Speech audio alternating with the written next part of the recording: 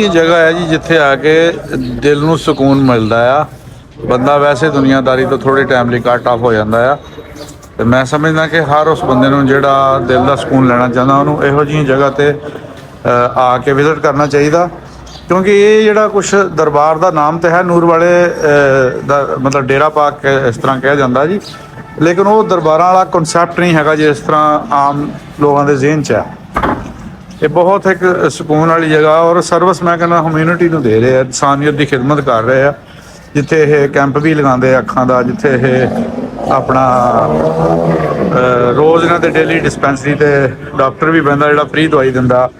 ਔਰ ਇਸ ਦੇ ਨਾਲ ਨਾਲ ਐਵਰੀ ਟਾਈਮ ਹਰ ਟਾਈਮ ਲੰਗਰ ਜਿਹੜਾ ਨਾ ਉਹ ਇੱਥੇ ਮਿਲਦਾ। ਚਾਹ ਦੇ ਟਾਈਮ ਚਾਹ, ਰੋਟੀ ਦੇ ਟਾਈਮ ਰੋਟੀ, ਬਾਕੀ ਚੀਜ਼ਾਂ ਵੀ ਜਿਹੜੀਆਂ ਜ਼ਰੂਰੀਆਤੀ ਜ਼ਿੰਦਗੀ ਦੀਆਂ ਉਹ ਪੂਰੀਆਂ ਕਰਦੇ ਆ ਇਹ। ਔਰ ਇਹ ਫਿਰ ਮੈਂ ਇਹੀ ਗੱਲ ਕਹਾਂਗਾ ਕਿ ਉਹ ਰਵਾਇਤੀ ਕਿਸਮ ਦੇ ਜਿਹੜੇ ਦਰਬਾਰ ਉਹਨਾਂ ਦੇ ਵਿੱਚ ਹੀ ਸ਼ਾਮਲ ਨਹੀਂ ਹੈਗਾ। ਇਸੇ ਕਰਕੇ ਮੈਂ ਇੱਥੇ ਇਹਨਾਂ ਨੂੰ ਸਰਦਾਰਾਂ ਨੂੰ ਲੈ ਕੇ ਆਇਆ ਸੀ, ਕਿਉਂਕਿ ਇਹ ਇੱਕ ਚੀਜ਼ ਦੇਖਣ ਵਾਲੀ ਹੈ ਔਰ ਉੱਥੇ ਬਹੁਤ ਸਾਰੀਆਂ ਚੀਜ਼ਾਂ ਬੰਦੇ ਨੂੰ ਸਕੂਨ ਦੇਣ ਵਾਲੀਆਂ ਮੌਜੂਦ ਨੇ।